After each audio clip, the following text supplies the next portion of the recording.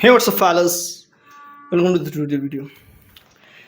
Hey, what's up, fellas? Welcome to today's video, and today we are going to talk about, is it good to read books or not?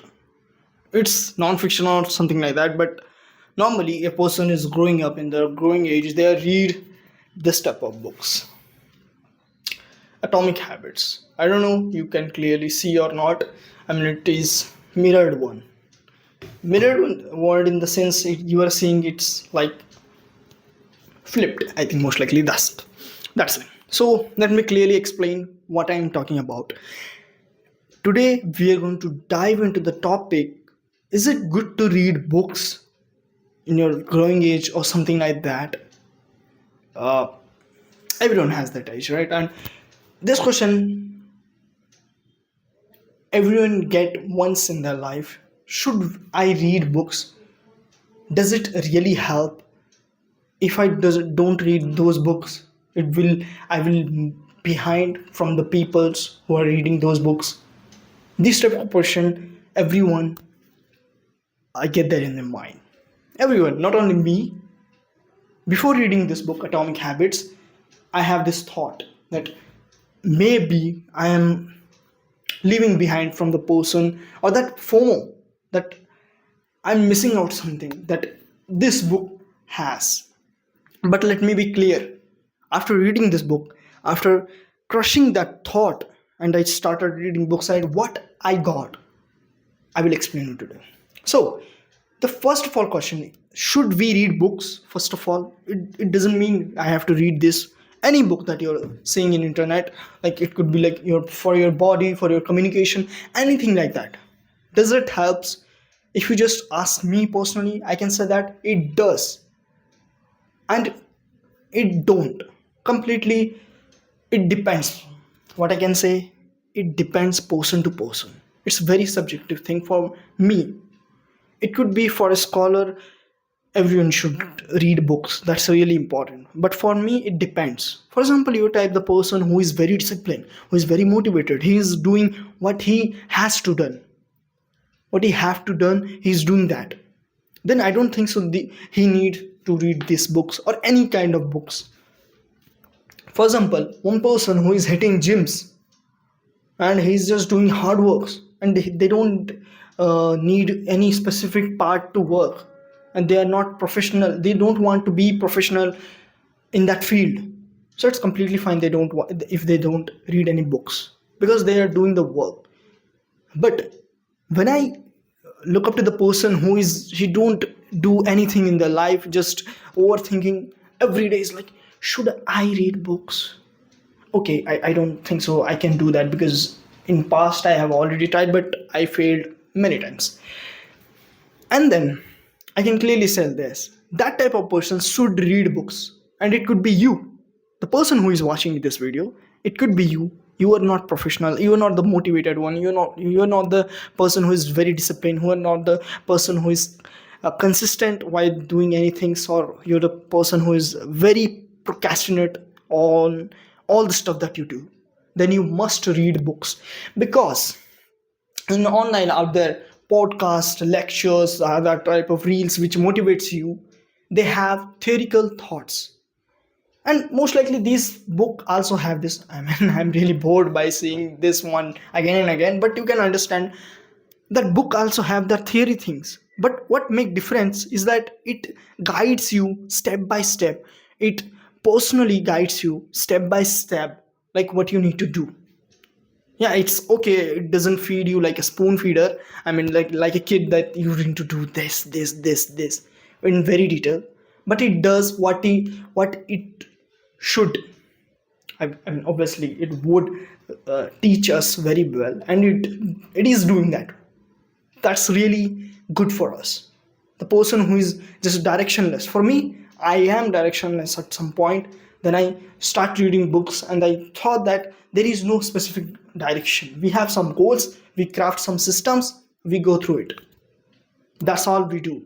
So this book actually helps, or any book actually helps, because it doesn't only have theories, it also give you the practical things, but you have to be sure that you're doing it very practically. For example, if I just read 100 of books And if I don't do anything, like two three things, if I just started two three books again and reading this, that's all. In overall day I'm just consuming information.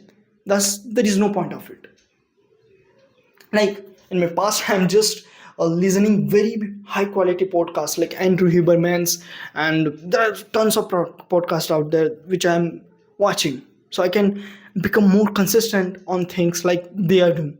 And at the end I noticed one thing: I'm just consuming those information and having fun. In reality I'm not doing anything. So you need to be make sure that if you're reading one thing, you should have to be do it in practical life. And it's way more important than anything else. If you're reading anything self-help book, you have to be very conscious about that you are doing it in your practical life. If you're not going to do, there is no point of reading any book, listening any podcast, or anything that you're doing right now. So make sure if you're reading any book, you have to be implement it right away, right now. For example, I read any type of tips from this Atomic Habits, I will apply it in my life so I can get unexpected result.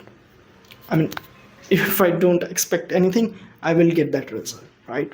It is very important then thing. But if you're the person who don't have any kind of times, you can do it. What you are doing, if it is helping you, if it is doing, and if it is making happy, then do it. But to becoming professional, it can give you the boost and it can guide through that process, that how you're going to do this or that. That's all it does.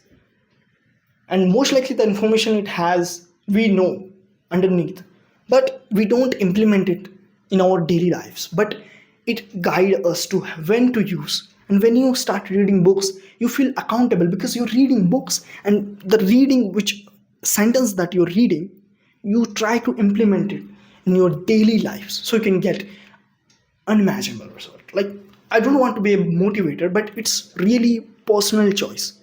If you want to read books, then go with it. If you don't, if you really already know what to do and when to do, and you are very disciplined at it, then no problem. You can read books when you feel like. There is no such information which will actually change your overall mind. Because at the end, which I say that these books directs you, because it is an advantage. You are just reading any books, it is clearly an universal advantage that you are taking someone's life's information and his every mistake that he has done in his life. You're reading from this one particular book, or any book that you're reading, he already summarized his life.